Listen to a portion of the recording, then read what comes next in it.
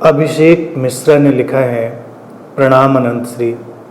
शादी के बैंड बाजे, निमंत्रण, पंडित, अग्नि, कुंडली आदि को एक मास्टर सम्मोहन की प्रक्रिया कहते थे, एक सामाजिक बंधन।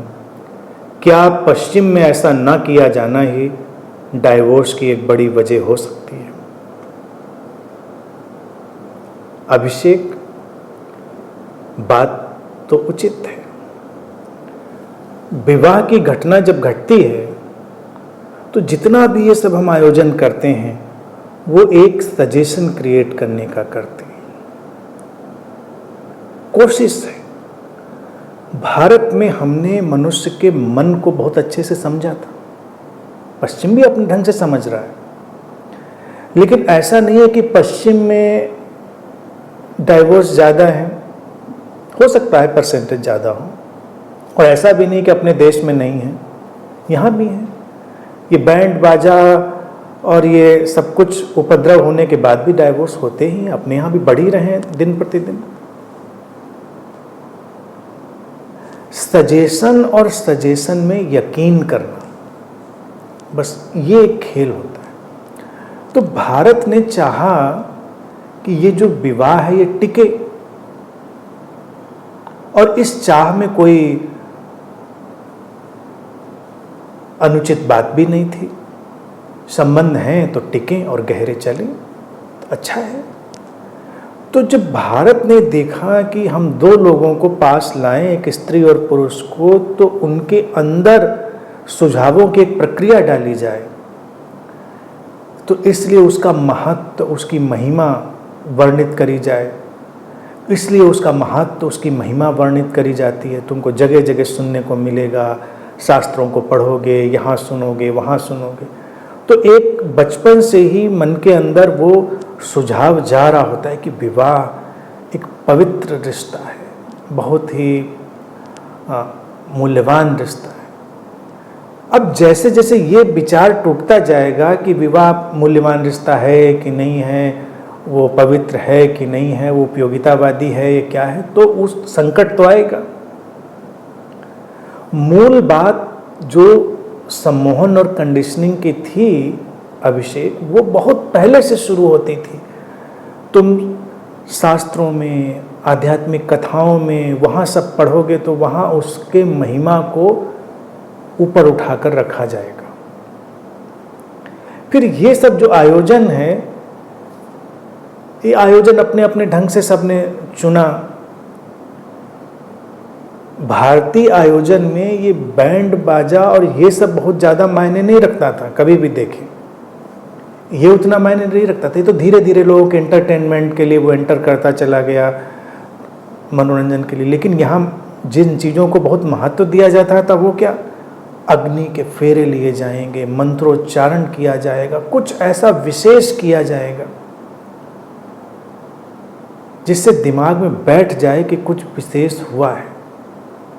अब ऐसे तो एक स्त्री पुरुष मिले, साथ में रहना चाहे, और सचमुच में अगर वो विकसित हैं अपने अंतर मन से, तो उनको किसी तामझाम की, ड्रामे की ज़रूरत नहीं। उन्होंने कहा ठीक है चलो साथ में रहते हैं, लेकिन फिर भी उनको कुछ उतना मज़ा नहीं आएगा। उनको आ गए घर में, किसी को भाई कभी करके देखो किसी के साथ, अब तुम मत ट्राई करना, तुम्हारी शादी हो चुकी है, लेकिन अगर ट्राई करके देखे कोई कि भाई तुम मुझे बहुत अच्छे लगे, कल से हम लोग साथ में रहते हैं, और ये भी बात कि अब हम जीवन पर्यंत साथ रहेंगे, विवाह का वो वाला हिस्सा भी उसमें ले आइए, लेकिन जब वो आ जाएंगे तो उनको मज़ा बिल्कुल नहीं आएगा, सब बड़ा फीका फीका सूना सूना सा लगेगा। लेकिन विवाह में जब किसी को थका कर, पस्त करके घर में लाया जाता है, एक दो रात से सोया नहीं है, न वो लड़की सोई है न वो लड़का सोया है, कान में मंत्र गूंज रहे हैं, साएं साएं सूं सूं सब हो रहा है, सन्नाटा सा घिर रहा है, तो सम्मोहन और वो जो कंडीशनिंग और इंटेंस हो रही है। तो उसके बाद जब वो घर में लौटते हैं तो लगता है चलो कुछ हुआ है, महत्वपूर्ण हुआ है। रखा उसमें कुछ नहीं है, रखा उसमें कुछ नहीं था, लेकिन ये तो बात सच है, ये आयोजन तो इसीलिए सब किए ही जाते रहे। लेकिन भारतीय परंपरा में वो यहाँ तक भी नहीं रुकते हैं, कि यहाँ पर रुक जाएं कि ये कर दिया तो बात खत्म हो गई। वो उसको फिर आगे भी लेके जाएंगे कि विवाह के बाद भी कुछ कर्मकांड बचे रहेंगे, ये सिंदूर बचा रहेगा, ये और ताम झाम कितने हैं, वो आज की पीढ़ी को याद रखना भी मुश्किल हो जाएगा क्या क्या ताम झाम है। तो वो जितने चीज़ों को आप सुझाव की तरह डालेंगे उतना वो चीज़ सशक्त होती जाती थी।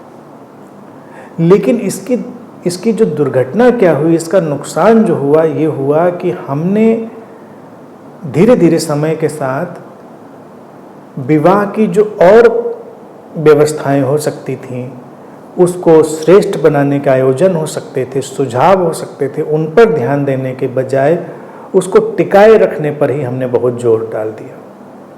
अब टिकाए रखने पर जब बहुत जोर पड़ गया तो ये लॉ ऑफ रिवर्स इफेक्ट बन गया। ये एक जो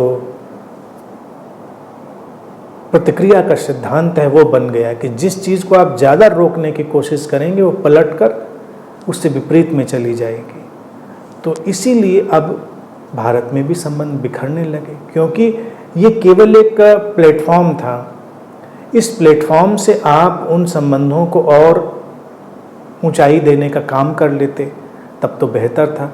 लेकिन अगर सारा का सारा जोर है टिके रहने पर ही, तो वो फिर एक प्रतिक्रिया का सिद्धांत उसमें बनेगा और वो सारे आयोजन के बावजूद भी बिखरेंगे और टूटेंगे, जो कि शुरू हो चुका है, काफ़ी उसमें चल रहा है।